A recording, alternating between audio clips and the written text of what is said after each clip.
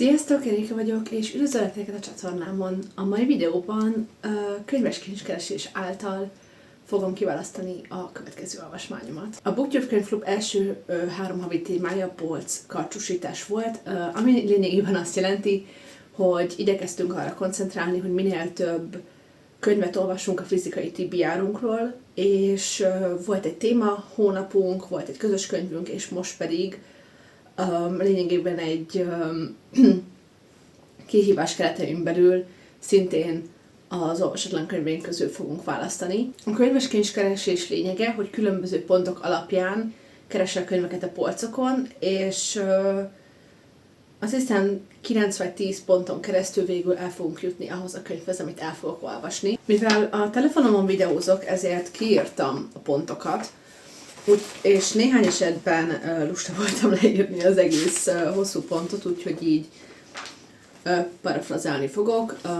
Leírásban is lent lesznek a lehetőségek, amiket választhattok, ugyanis 2 kérdőívet fordítottak le a többiek, illetve elvileg meg fogom vágni. De vágjunk is bele. Én a másodikat választottam.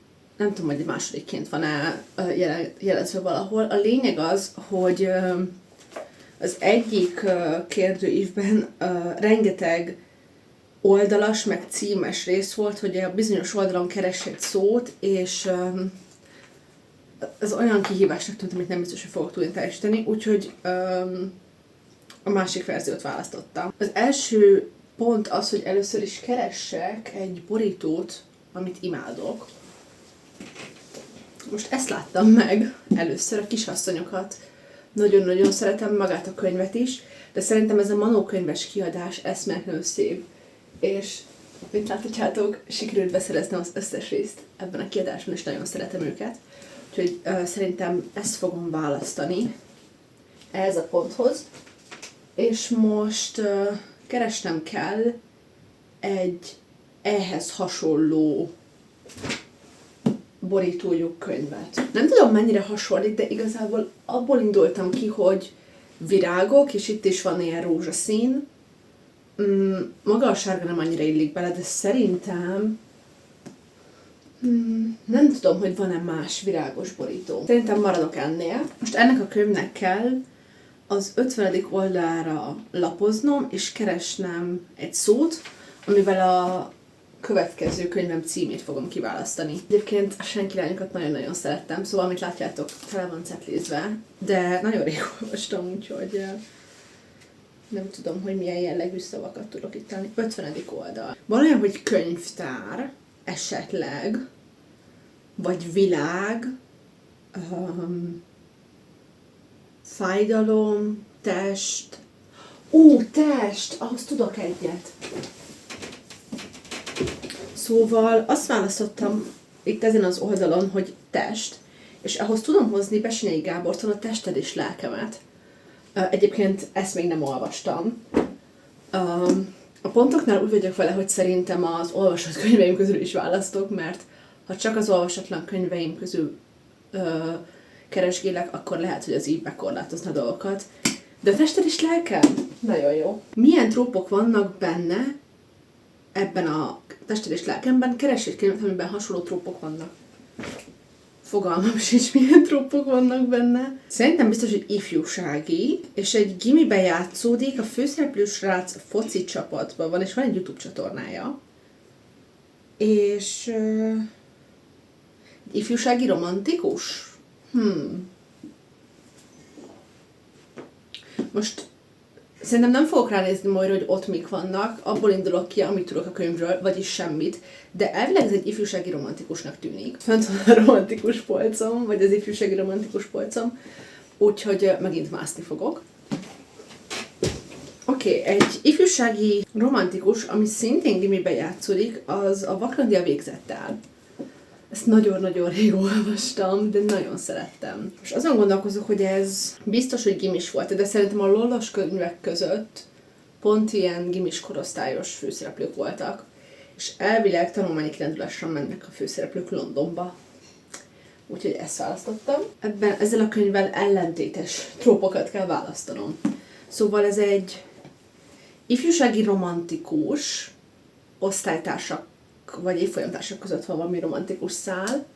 Úgyhogy szerintem keresek egy erotikus romantikus, mert az így szerintem az ifjúságinek az ellentéte lehet. Oké, szóval idehoztam a Gyűlölök és szereteket Sally Thorne-tól, aminek borzalmas a borítója, de egyébként nagyon-nagyon szerettem ezt a történetet, és ez egy office romance és erotikus. Fordítsd meg a könyv összoldalszámát, tehát hogyha 381 oldalas a könyv, akkor 183 oldalas könyvet kell keresnem. Ez 439 oldalas, tehát 934 oldalas könyvet kell keresnem. Oké. Csak 700 oldalas? Na jó, akkor nem. De miért ez? Hogy lehet 200? Biztos nem 200 oldalas.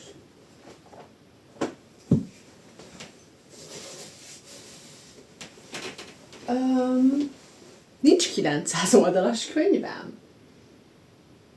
Ami nem olyan meglepő, mert nagyon nem szeretem az ilyen eszmetlen vastag könyveket. És az ilyen vastag könyvek általában fantazik, és sajnálom, nem szeretem a 900 oldalas fantazikat. 700 oldalasat találtam, de az olyan csalásnak tűnik, úgyhogy inkább felfelé lövök.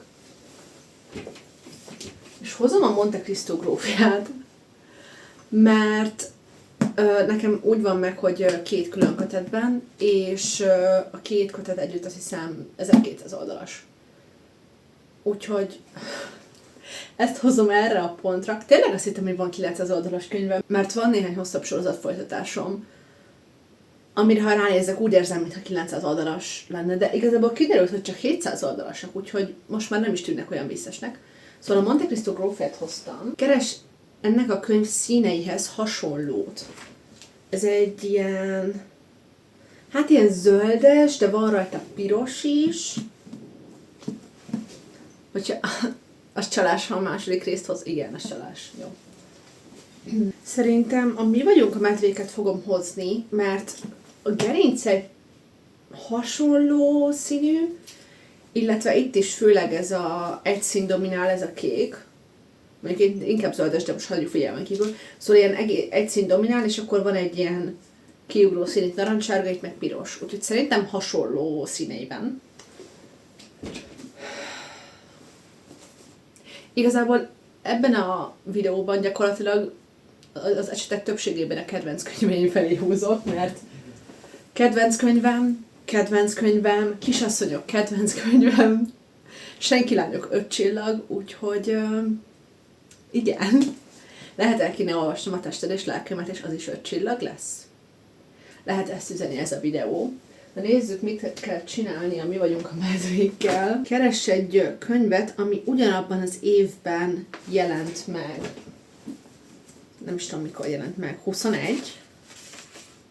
17? Jézusom! Eredetileg 2016-ban, de magyarul 2017-ben. Szerintem a magyar megjelenést fogom nézni, úgyhogy 2017-es megjelenési könyvet kell keresnem. Az a helyzet, hogy a 2017-ben olvasott könyveimnek a nagy része nincs meg szerintem, mert 11 éves voltam 2017-ben. Igen. Lollos könyvek lehet, hogy voltak 2017-es megjelenésűek. Bum! Elsőre, várjatok. Ó nem, magyarul 2018, de angolul 2017-ben jelent meg a Ninja Lány. Ez a könyv zseniális. A lollos könyvek közül van néhány olyan gyöngyszám. Ezt rengetegszer olvastam újra. De a Cinderella, szerintem az lehet 17-es. Lehet, elfogadom, mert az eredeti megjelenés 2014, és 2015-ben jött ki, magyarul eredetileg, de 17-ben volt egy újranyomása. És szerintem nekem ez tudja 17-es kiadás, mert 15-ben szerintem még nem olvastam lollos könyveket. Igen, mert akkor alsó osztályos voltam. Szóval akkor még nem olvastam lollos könyveket. Úgyhogy én elfogadom a Cinderellát. Nem mellesleg ez az egyik kedvenc könyvem, úgyhogy Maradunk a témánál, hogy kedvenc könyveket választok. Pont egyébként az őszi BookTube könyvklub témánál volt közös könyv, és amúgy vlog is került ki róla a csatornán. Imádom ezt a könyvet, és mint láthatjátok, a legutóbbi újraolvasásnál sikeresen tele setlistám. Szóval, Cinder és Ella. Számol meg a könyv első szavainak betűszámát, keress egy könyvet, aminek oldalszáma ezzel az adott számmal kezdődik. 5 betű, 500 oldal. Az A, azt kihagyjuk. Az első szó a tündérmesékkel. 14. Nincs 1400 oldalas könyvben. Most ezt akarja? Várjatok. Igen. 1400 oldalas könyvet kéne találnom? A Monte Cristót már előttem, az lenne közel hozzá.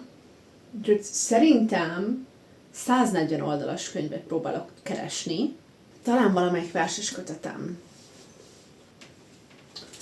Jaj! Oké, szerintem ennél jobbat nem fogok találni. Virginia Woolf-tól választottam a Flash-t, ami 149 oldalas, úgyhogy szerintem még pont belefér. A következő pont az lesz, hogy keress egy könyvet, aminek címében az előző könyv összoldalszámának első számával azonos betűk. Mi van? Ez 150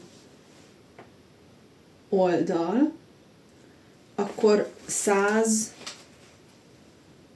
ha 500 oldalas könyved van, akkor 5 betűs cím. Akkor nekem egy szavas címet kell keresnem. Ránéztem egy könyvre, de ezt nem akarom olvasni most. A Horgonyhelyre néztem rá, de nem biztos, hogy én arra most kész vagyok.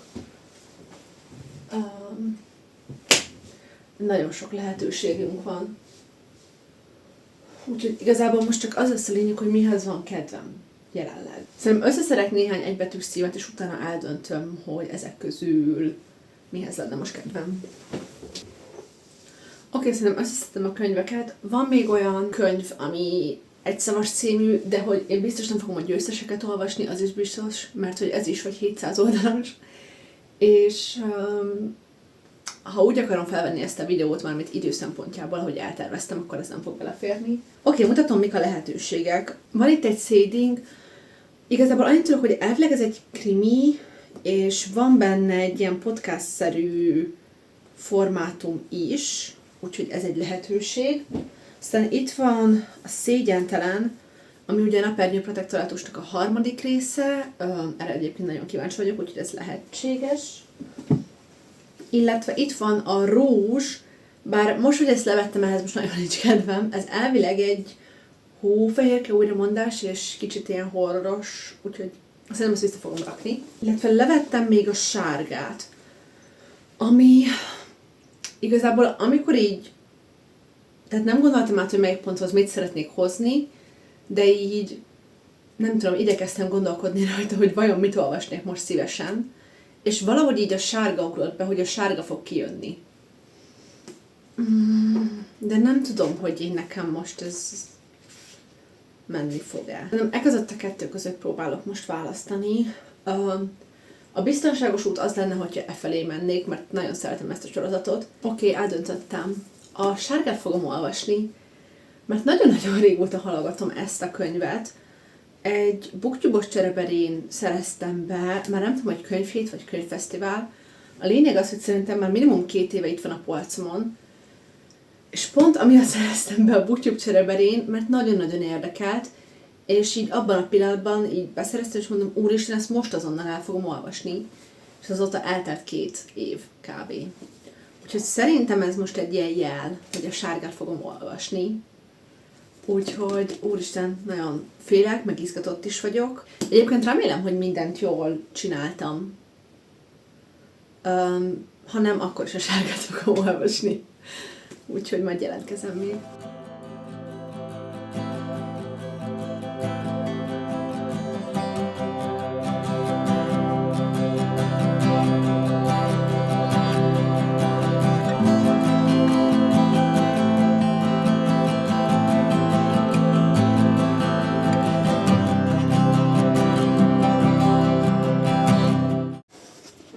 Nagyjából, hát nem is tudom, 2 hete kezdtem el ezt a könyvet, És azóta nem jelentkeztem be, viszont most már ideje lenne, mert elkezdtem vágni a vlogot. Úgyhogy ha valami zúgás hallottok, akkor éppen a laptopom próbálja ezt a traumát feldolgozni. A lényeg az, hogy az elmúlt 2 hétben 86 oldalt olvastam. Beszéljünk erről a könyvről. Először is a történetről nem beszéltem. Lényegében ez R.F. Kuangnak egy olyan története, ami a többivel ellentétben nem egy fantasy, hanem a valóságban játszódó történet. A fókuszában 2 írónő áll, Athéna és June. Mi June-nak a szemszögében vagyunk, és lényegében köztük egy ilyen barátságféle dolog van, de lényegében June nagyon-nagyon féltékeny Athénának a sikereire. Athéna egy eszméletlenül befutott szerző, még June egyáltalán nem kapja meg ugyanazt a sikert, és nem... Szóval nagyon más élményeik vannak az írói szférában. Athéna váratlanul meghal, amit June végignéz és átél lényegében, és egyrészt ez egy elég nagy trauma neki, másrészt Athéna halálakor elhoz valamit a Athéna lakásáról, mégpedig nem más, mint Athénának azt a készülő regényét, amit pont a halál előtt fejezett be.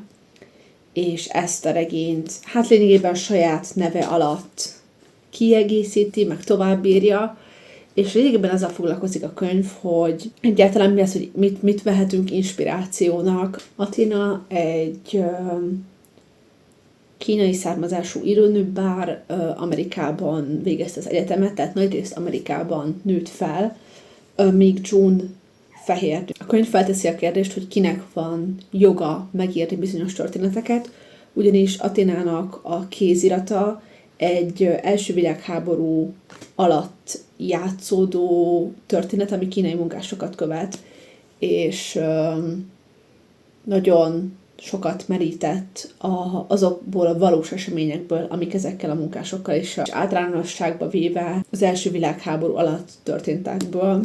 És az a helyzet, hogy így elméleti síkon az, amiről beszél a könyv, az szerintem egy nagyon-nagyon érdekes kérdéskör, és érdekel is, mint felvetett téma, viszont eszméletlenül idegesít June, és tudom, hogy ez a lényege. Tehát, hogy nem kell, hogy szeressem ezt a karaktert, mert eszméletlenül megkérdőjelezhető döntéseket hoz, amikkel nem ért egyet az ember.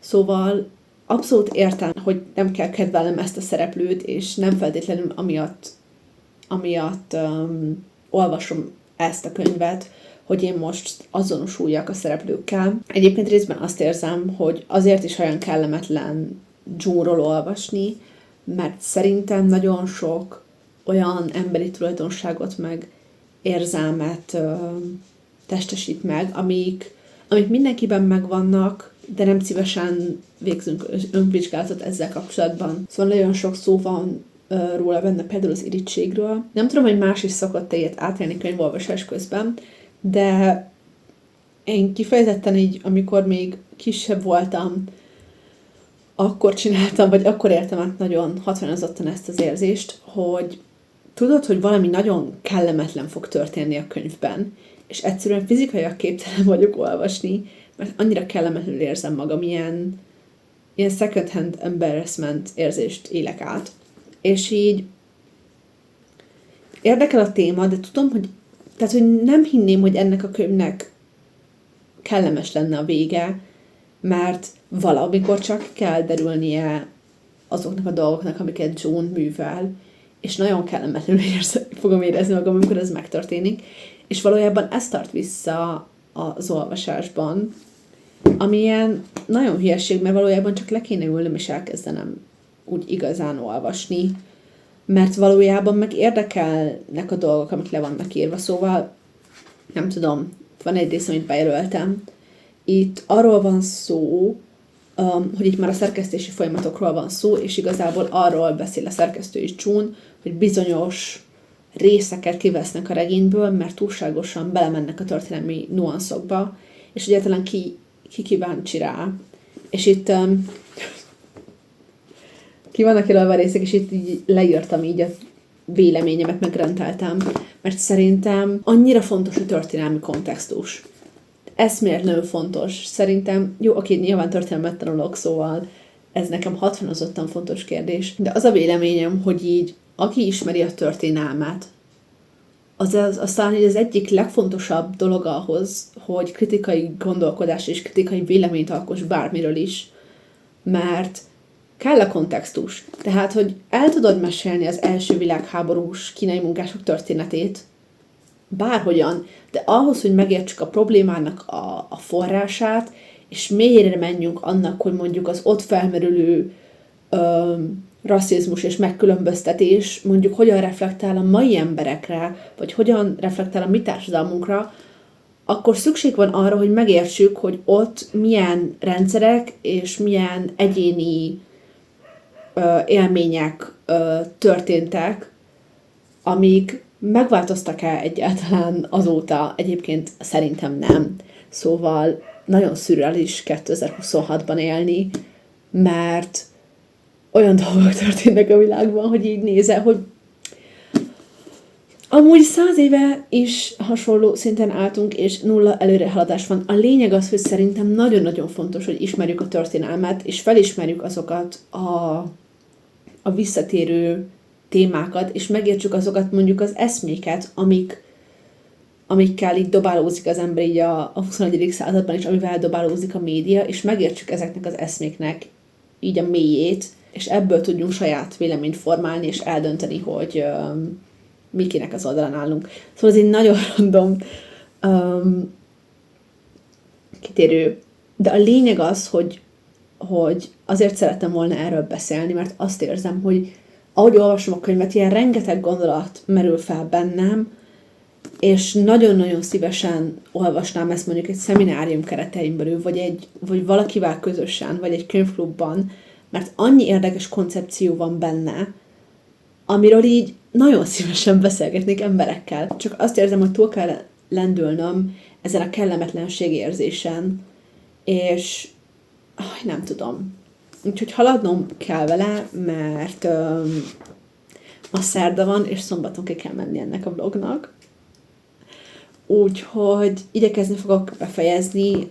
Most mindenképpen szeretnék minimum így egy 100 oldalt olvasni belőle, mert szerintem tényleg csak túl kell rendülnöm az egészen, és nem tudom, hogy kedvenc könyvem lesz, vagy 5 csillagos lesz vagy egyáltalán 4 csillagos lesz-e, de azt érzem, hogy közben meg azokat a gondolatokat, amiket felvet a könyv, az nagyon értékessé teszi, és úgy érzem, hogy tudok belőle új dolgokat kapni, és már maga ezeknek a gondolatoknak az olvasása elindít bennem egy olyan folyamatot, ami miatt érdemes elolvasni a könyvet. Szóval úgy érzem, hogy igen, túl kell rendülnöm azon, hogy ez nem kedvelhető karaktert követ, mert úgy érzem, hogy mostanában túlságosan sok olyan könyvet olvastam, amiben ilyen szerethető karakterek vannak, és szerintem most pont az kell, hogy így olyan könyvet olvassak, ami kicsit kellemetlen, amitől nem érzem magam kényelmesen, és így kimozdít a komfortzónámból. Szóval a lényeg az, hogy jelenleg itt tartok, még nagyon sok van hátra, úgyhogy több mindent nem nagyon szeretnék mondani, nem is tudok mondani, szerintem én mindent elmondtam, ami most így felmerül bennem ez alapján a néhány oldal kapcsán. De szerintem sokat elmond, hogy így azt éreztem, hogy elő kell vennem a szövegkémlőt, szóval itt is vannak aláhúzigálva mondatok, szerintem pont nem látszik. Úgy éreztem, hogy nem elég, ha csak cetlivel jelölök, hanem így ki kell húznom a mondatokat, és interaktívan olvasni ezt a szöveget. Úgyhogy majd még jelentkezem.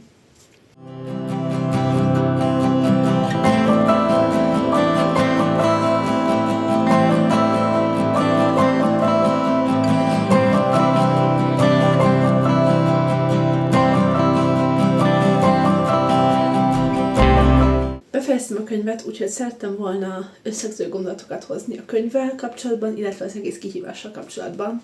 Amilyen témákat érintett még a könyv, és nem igazán beszéltem róla mélyebben az előző bejelentkezésemben elég sok szó volt benne a cyberbullyingról, alapvetően így az internetről, mint egy elég sötét helyről. Mélyen belement a könyv témájába kifolyólag a kiadóknak a működéséről, és így a háttérben mi folyik nagyjából egy írónak az életében. És emellett természetesen megjelent az is, hogy a marginalizált csoportokba tartozó szerzőknek milyen nehézségekkel kell szembenéznie. És az előző bejelentkezésben azt említettem, hogy elég nehezen haladok vele, mert érdekelnek és a témái a könyvnek, de hogy valahogy így az olvasást nem élvezem annyira. És ez így a könyv nagy részén megmaradt, szóval úgy voltam vele, hogy oké, valószínűleg ez egy 3,5 csillagos olvasmány lesz, mert tényleg nagyon gondolatébresztő számomra ez a kötet, érdekelnek és élvezem, amilyen témákat felhoz, de maga az olvasási élmény nem élvezetes kifejezetten. És utána jött az utolsó 70 oldal, ami annyira tetszett, szóval eleve az egész kötetben Juninak a mentális egészsége nem igazán van helyén. Egyrészt megrázza Athéna halála is, de utána lényegében a paranoia temeti maga alá, és az interneten kapott gyűlölet és negatív kommentek is maga alá temeti, szóval így az egész kötetben nincs mentálisan jó helyen. És szerintem nagyon érdekes és ilyen hidegrázós volt olvasni, ahogyan kezd ebbe a paranoiába így beleörlődni, és egy ilyen abszolút ilyen spirálba, gondolati spirálba keveredik, és ez az utolsó 70 oldalon kifejezetten erősen kijött. Úgyhogy a vége az nagyon tetszett. A befejezéssel nem igazán tudom, hogy vagyok. Igazából elolvasom az utolsó oldalt, és úgy voltam vele, hogy így ennyi, hogy tényleg itt hagyjuk félbe ezt a sztorit, mert valahogy úgy kicsit ilyen hirtelen elvágottnak éreztem a dolgot, de aztán kicsit így ültem rajta, és végül is elégedett vagyok ezzel a befejezéssel. Úgy érzem, hogy realisztikusan lett befejezve a sztori, és mélyebben nem szeretnék belemenni, mert úgy érzem, hogy ez nagyon spoiler szekcióba menne, de szóval befejeztem, és ki kellett írni, vagy írnom, hogy mi volt ez a befejezés, mert azért voltak vele kapcsolatban gondolataim. Végül 4 csillagot adtam a könyvnek, mint említettem, a felhozott témák miatt. Másrészt viszont az utolsó 70 oldal az számomra nagyon meglepő fordulatokat hozott, mert addig a pontig lényegében minden, ami történt, valamilyen szinten kiszámítható volt, és nem azért volt érdekes olvasni a könyvet, mert kifejezetten megdöbbentő fordulatokat hozott volna, hanem azért, mert rengeteg témát fejtett ki. Viszont az utolsó 70 oldal olyan irányba vitte el a sztorit, amire nem számítottam, és úgy érzem, hogy egy olyan realisztikus befejezést kaptunk, ami egyrészt illet a történethez, másrészt tökre el tudom hinni, hogyha a valóságban megtörténne ez a dolog, akkor valószínűleg így zárult volna le. Úgyhogy nagyon, nagyon érdekes volt ez a befejezés. Holnap átjön hozzám az egyik barátnőm, aki olvasta a Sárgát. Úgyhogy muszáj leszek vele erről beszélni, mert nagyon érdekel, hogy neki mi volt a véleménye. Tudom, hogy ő nagyon-nagyon szerette, meg ő eleve nagyon szereti Rev Kuangot, és így érdekel, hogy neki mi volt erről a könyvről a véleménye. Úgyhogy összességében 4 csillag, és egy meglepő olvasmány volt. Valamiért nagyon féltem el a könyvtől, és sokkal negatívabb élményre számítottam, de összességében tetszett. Bocsánat, egy madár elvonta a figyelmemet. A kihívásról pedig eszméletlenül élveztem a könyvek keresgélését, és úgy érzem, hogy úgymond rákényszerített arra, hogy egy olyan könyvet vegyek a kezembe, ami nagyon régóta van a polcomon, pont most értem az olvasó naplómba, és 2024. június 16-án szereztem be, úgyhogy tényleg rávett arra, hogy egy olyan könyvet olvassak, ami már régóta csücsül itt, úgyhogy mindenképpen szeretnék még ehhez hasonló videót csinálni, mert tényleg nagyon élveztem. Úgyhogy köszönöm szépen, hogy megnéztétek ezt a videót. Nem tudom, hogy készült-e a könyves kincskeresős videóknak közös link. Szerintem igen, úgyhogy mindenképpen lent lesz a leírásban.